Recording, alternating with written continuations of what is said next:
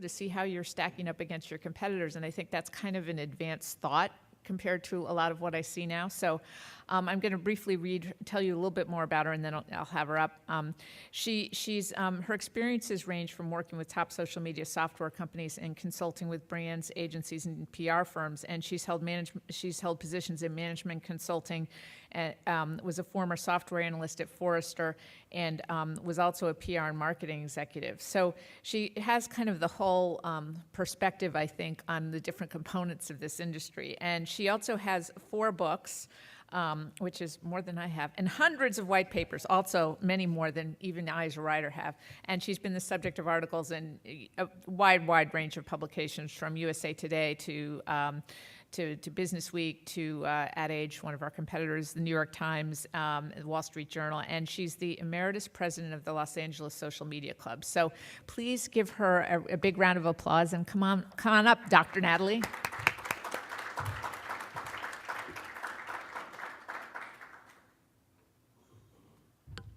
Good morning, Los Angeles. So here we are to talk about data. And one of the things that I found was that getting a PhD in engineering, I loved data.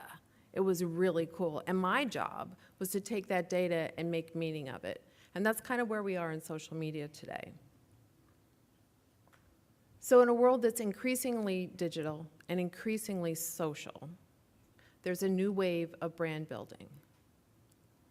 Brands are now social experiences. So if you think back in the old days, we would create content, we would push it out, and so now we're actually having to create experiences.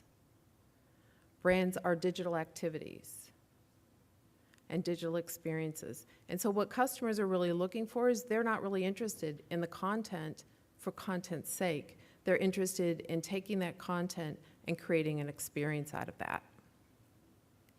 So take, for instance, this is George's Facebook page, and if you visit it, what you'll see is there are over 3 million people talking about this. And that statistic is more important than likes, and the reason is because that shows engagement. So let's take a look at one photo. So this is the wall photo, and this, we're going to look at how widespread this particular photo went. So this is a video map of how viral photos spread, and this is one piece of content that was shared by his fans. So each of the visualizations starts with George, and as each branch grows, it re-splits off into many other arcs. And the colors are gender, and some of the reshares actually spawn new generations of shares. And this looks at from July to September in 2012. So you can kind of, and Stamen did this as kind of a really interesting way to visualize data, which is, I think, one of the problems with data in general, is how do we look at it and how do we make sense of it? So if you take that one piece of content and look at its viral nature, and now compound it by the fact that there are over 3 billion pieces of content shared each week. So the question is, as marketers, as PR directors, as digital agencies, as social media experts, how do we make sense of all of this? So what we can notice here is that people are really acting on content. So we go back to the old days where there was some content that was contained inside a firewall in mainframes or the client-server world, and then the internet sprung, and now we're in the mode of social, mobile, and big data.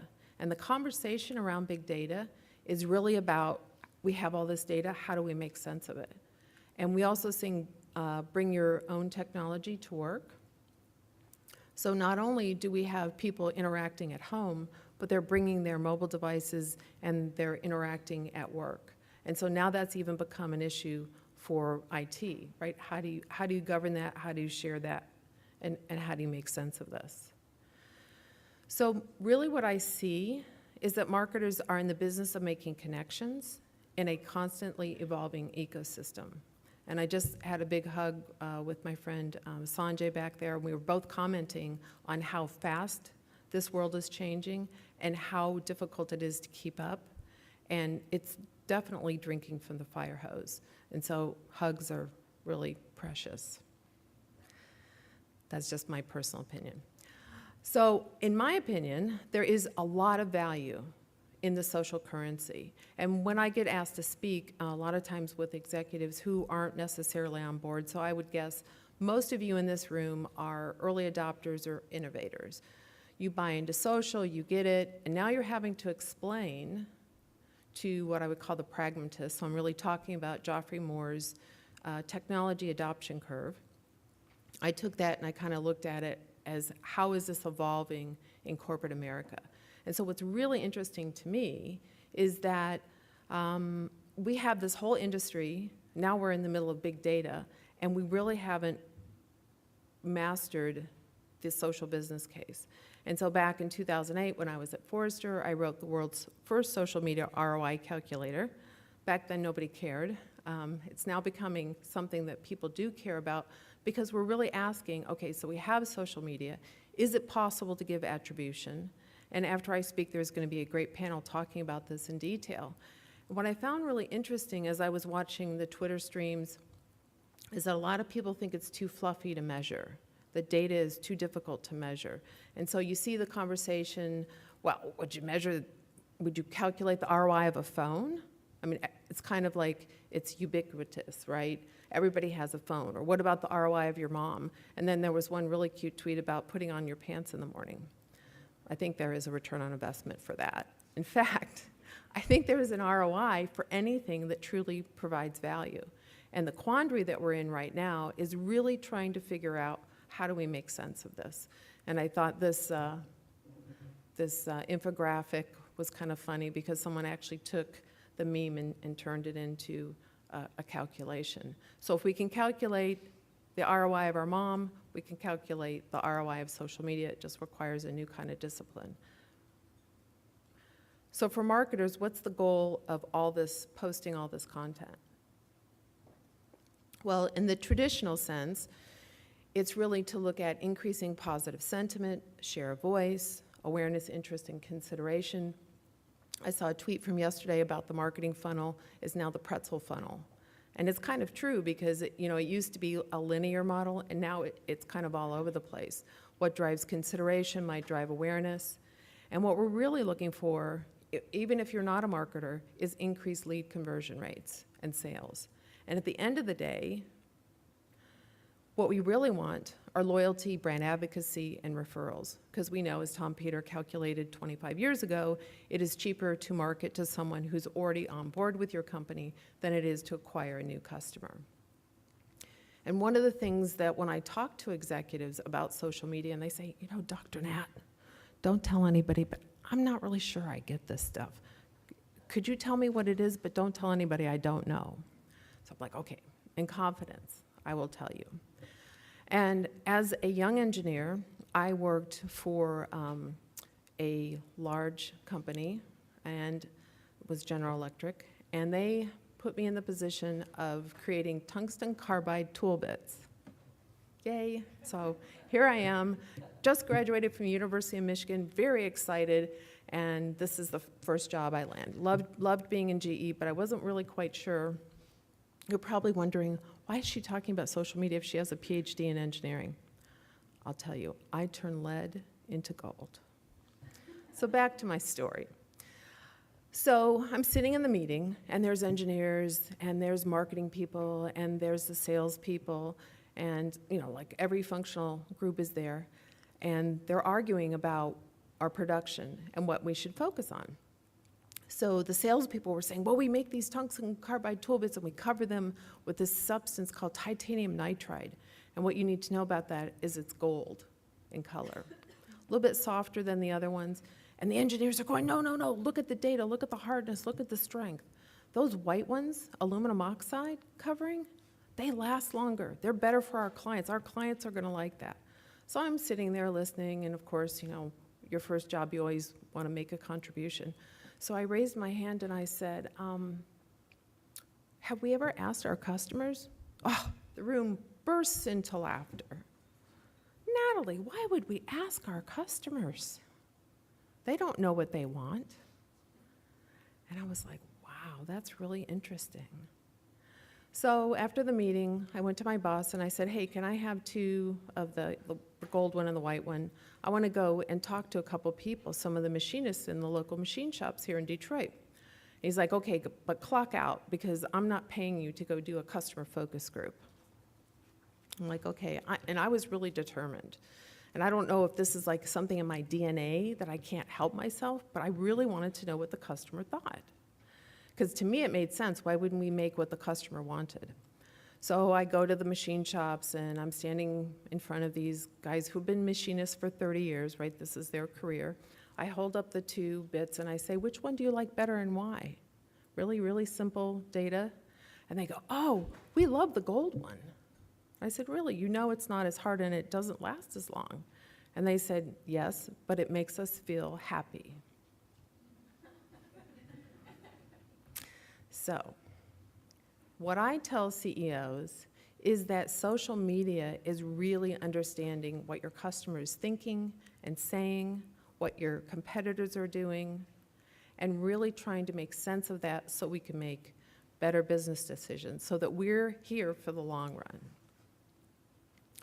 So if people are sharing more than ever, what do marketers need?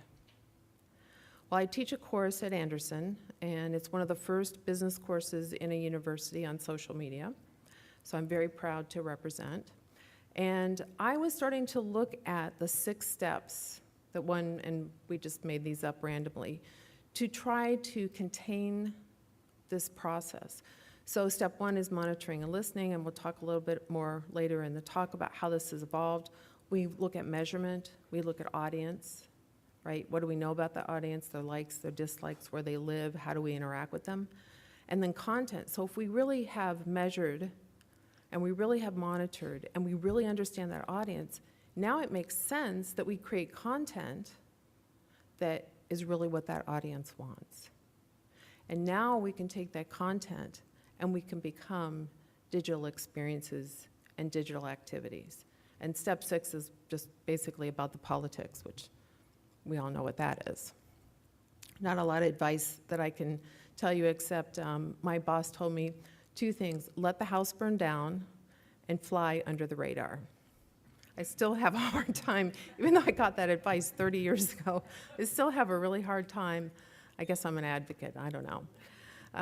So this structure gives us a way to think about how brands are doing, where our company is, and we actually built an assessment process around this and some research.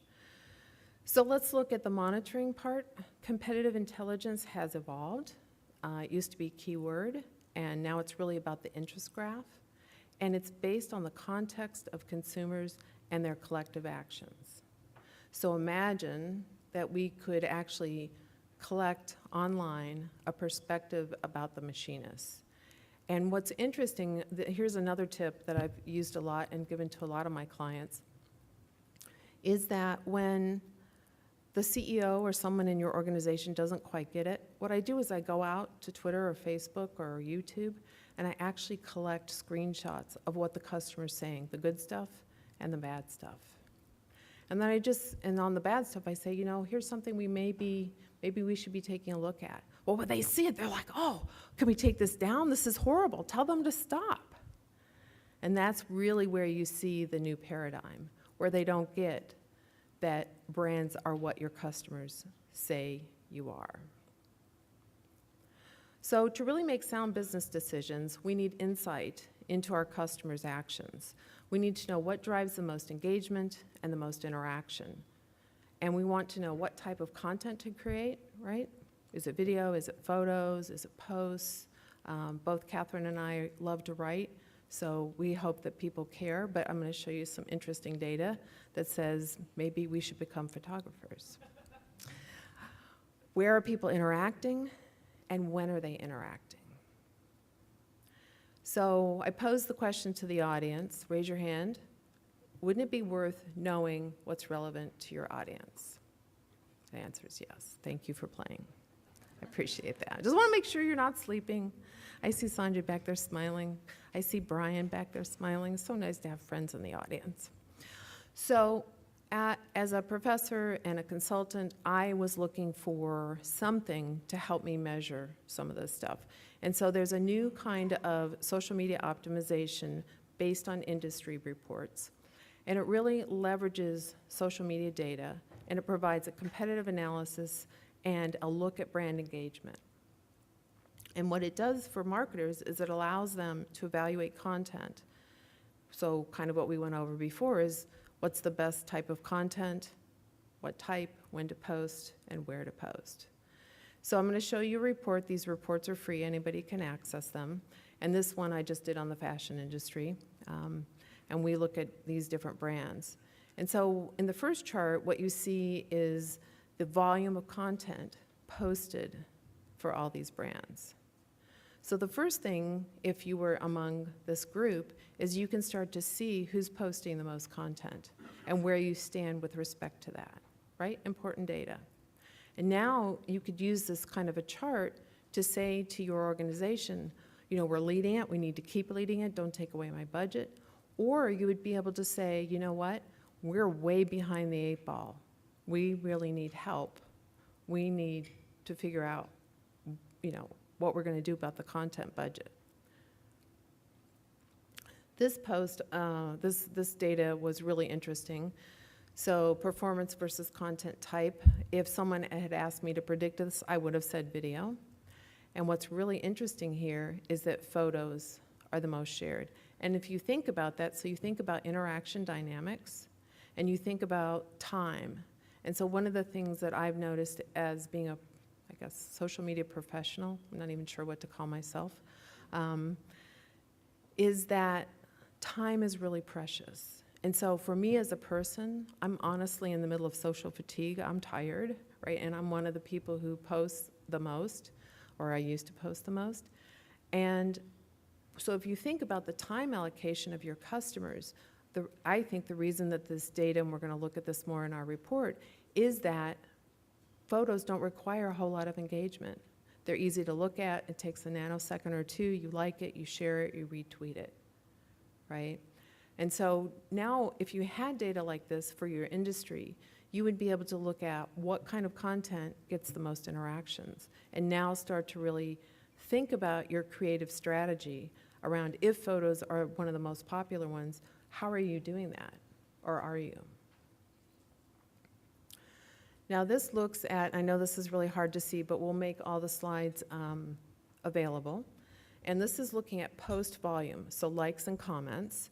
And what's interesting here is Refinery 29 has the most Facebook posts. And when we look at tweets, which is, this is retweets, Refinery 29 has the most retweets. Now here's something even more interesting. Now let's look at engagement effectiveness. So this looks at likes and shares for Facebook. And so while BB did not have the most content, so let's go back and look at posts, right? Facebook and Twitter. What you see is the content that they did have had the most interaction. So you as a marketer, that's this interesting data, right? This is data that you can now start to study and to figure out, why is that so? And so what this shows you is the top content on Facebook based on engagement. And so you can start to look at, what are my competitors doing? What am I doing?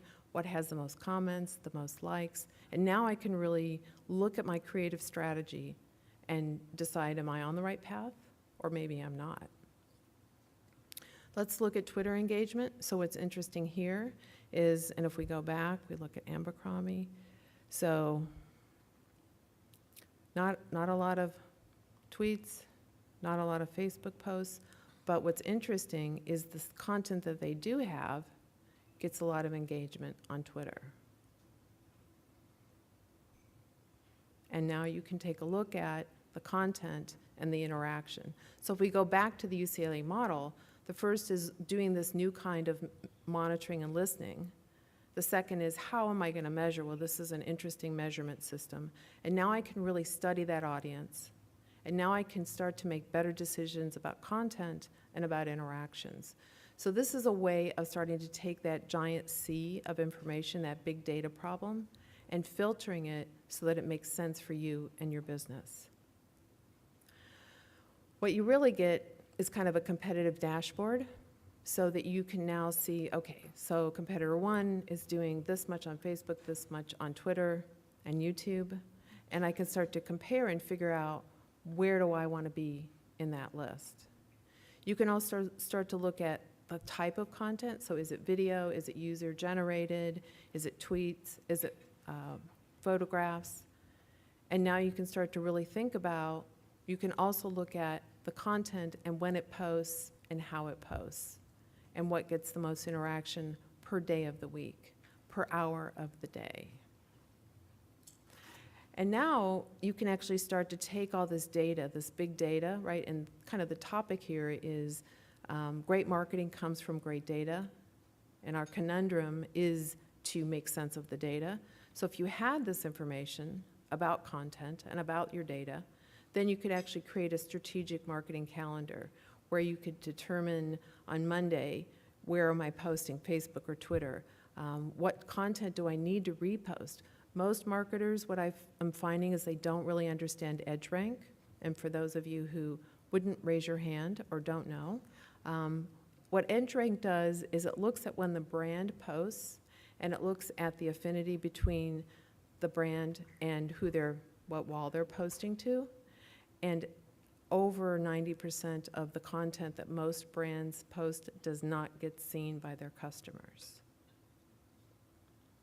So that's even more concerning when here you are taking a huge amount of dollars around content and really looking at how do I focus that and how do I get the best return on the investment. And so the ability to know when to post and when to repost content is really important. And then you can start to look at what's trending and how many posts, when is a good time to post a lot. And what we're finding in the studies is that by altering your content programming, engagement can increase by 30% or more.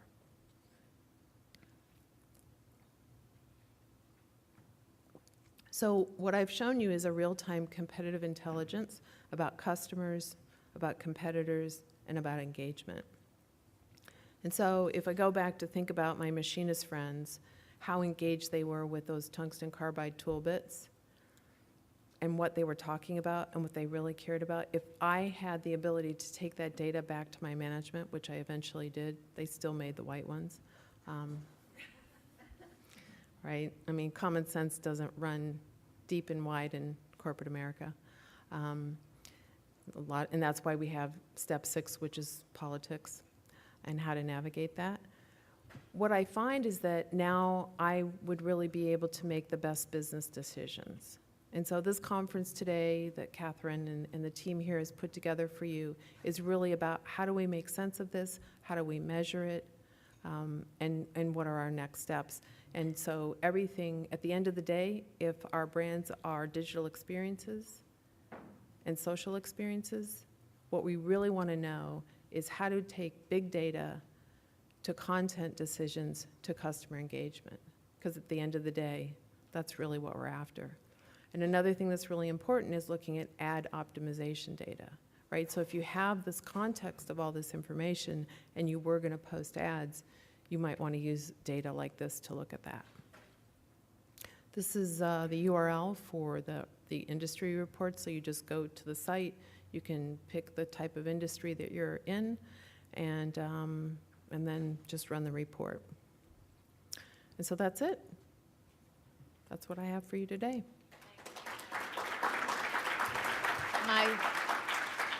Am I live here? Oh, okay. Does anybody have questions? So you'll find that I have a lot of questions. It's just what I do. So one thing that you pointed to, and it's something that we're seeing all over, is just the popularity of photographic content, and that's really wonderful.